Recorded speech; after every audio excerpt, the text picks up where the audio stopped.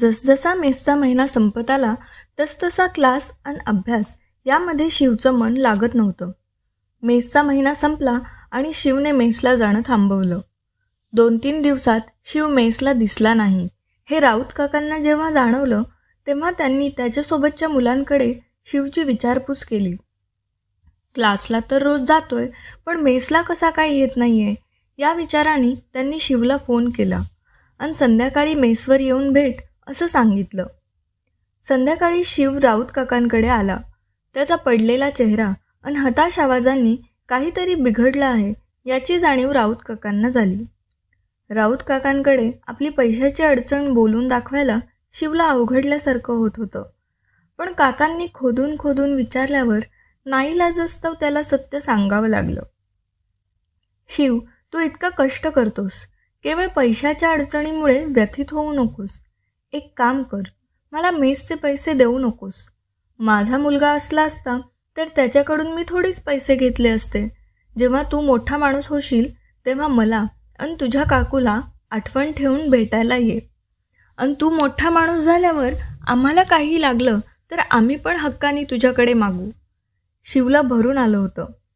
काही आठवड्यांची ओळख, एवढ्या कमी वेळेत सुद्धा त्यांनी शिववर इतका विश्वास टाकून त्याला आपल्या मुलासारखं मानलं होतं. पण काही पण पैसे न देता असं खाणं त्याच्या तत्वामध्ये बसत नव्हतं. त्यांनी काकांना नम्रपणे नकार दिला. नाही तर असं करू, मी तुला उधार देतो. तू जेव्हा तुझ्याकडे येतील तेव्हा मला दे, राऊत काका बोलले. उधारी? अण्णांनी आयुष्यामध्ये कधी उधार घेतला नाही आणि उधार म्हणजे नेहमी टांगती तलवार. काका, उधार देण्यापेक्षा एक मदत तुम्ही मला करू शकता. तुम्ही जवळच्या IT पार्कमध्ये सुद्धा डब्बे पुरवता. सायकलवर जाऊन ते डब्बे देणं, त्यानंतर मेसमध्ये काम करणं, तुमची ओढाताण मला दिसते. मी तुम्हाला ते डब्बे पुरवण्यासाठी मदत करत जाईन. शिवने राऊत काकांपुढे प्रस्ताव ठेवला. हालाकीची परिस्थिती असून पण इतक्या स्वाभिमानाने राहणारे खूप कमी असतात. मला मान्य आहे, काकांनी होकार दिला.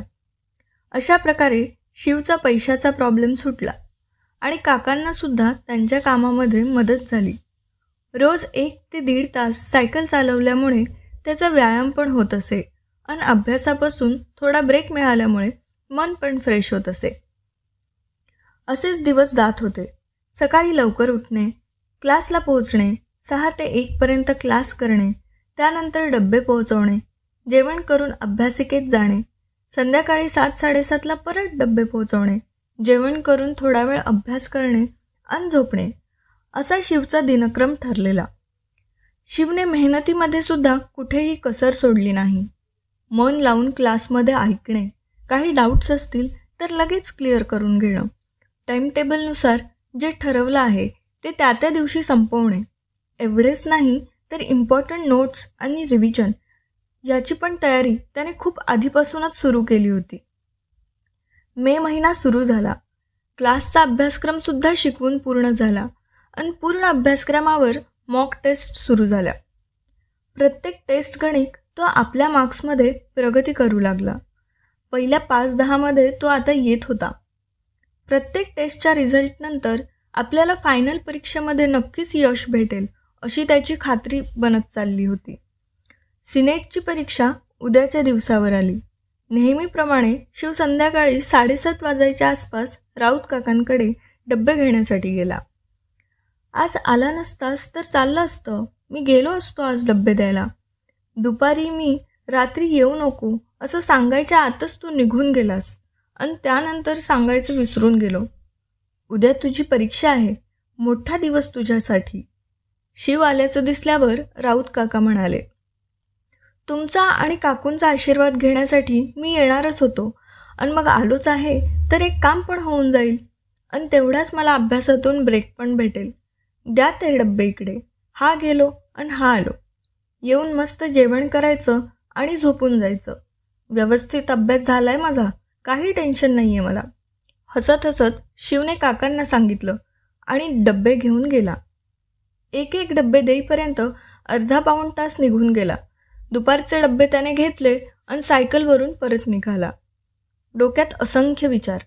7-8 महिन्यापूर्वी सुरू झालेला प्रवास उद्या संपणार. किती लोकांची मदत झाली या काळात. डॉक्टर अमित जोग सर, सुहास, क्लासचे प्राध्यापक, सोबतचे विद्यार्थी आणि सगळ्यात महत्त्वाचं, या काळात माझ्या पाठीमागे उभे असलेले राऊत काका काकू, अण्णा, अक्का, आजी यांचा माझ्यावरचा विश्वास. त्यांच्या विश्वासाच्या बळावरच इथपर्यंत येऊन पोहोचलो. उद्याचा आयुष्यातला बेस्ट शॉट द्यायचा. एकदा एक्झाम दिली आणि रिझल्ट आला की माझ्या आयुष्यातलं एक खडतर तप संपणार. शिव विचारात मग्न होता. पकडा त्या कारवाल्याला. पाणी द्या रे कोणीतरी लवकर. कुणी आहे का इकडे? अरे लवकर या, तात्काळ दवाखान्यात न्यावं लागेल. असे वेगवेगळे आवाज शिवला येत होते. काही वेळासाठी डोकं सुन्न झालं होतं. शिवने डोळे उघडायचा प्रयत्न केला. पायाला खूप काहीतरी लागलं आहे असं त्याला जाणवत होतं. त्याने पायाकडे पाहिलं. रक्त वाहत होतं. रक्त बघून त्याला भोवळ आली. एक भरधाव येणाऱ्या कारने शिवला ठोकलं होतं. कारचा वेग इतका होता की काही कळायच्या आतच शिव खाली पडला होता. सायकलच्या चेनमध्ये त्याचा पाय अडकून 15-20 मीटर तो फरफटत गेला होता. जवळपास असलेल्या लोकांनी त्याला उचललं. एका ऑटोमधून तिथेच 3-4 किलोमीटर अंतरावर असलेल्या सरकारी इस्पितळात घेऊन गेले. लगेच शिवला ट्रीट करणं गरजेचं होतं. जखम अशीच राहिली आणि असंच रक्त वाहत राहिलं तर वाईट परिणाम होण्याची शक्यता होती. दवाखान्यात लगबग सुरू झाली. नाईट ड्युटीवर असलेले एक डॉक्टर तातडीने चेकअपसाठी आले.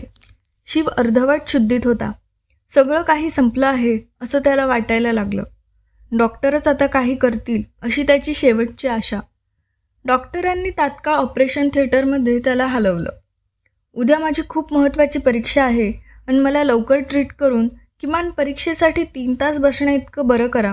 स्ट्रेचरवर पडलेल्या शिवने त्या डॉक्टरला विनंतीसाठी हात हातात घेण्यासाठी धडपड केली.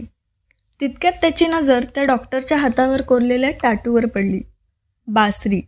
डॉक्टरच्या हातावर असलेल्या बासरीचा टॅटू. बासरी. ही बासरी त्याला ओळखीची असल्यासारखं भास झाला. इतक्या अवघड वेळीसुद्धा बासरीकडे पाहून त्याचं मन प्रफुल्लित झालं. त्याने त्या डॉक्टरच्या ॲप्रनकडे नजर फिरवली. त्या अर्धबेशुद्ध अवस्थेत सुद्धा शिवला ते नाव ठळक दिसलं. राधा जगदीश पंडित.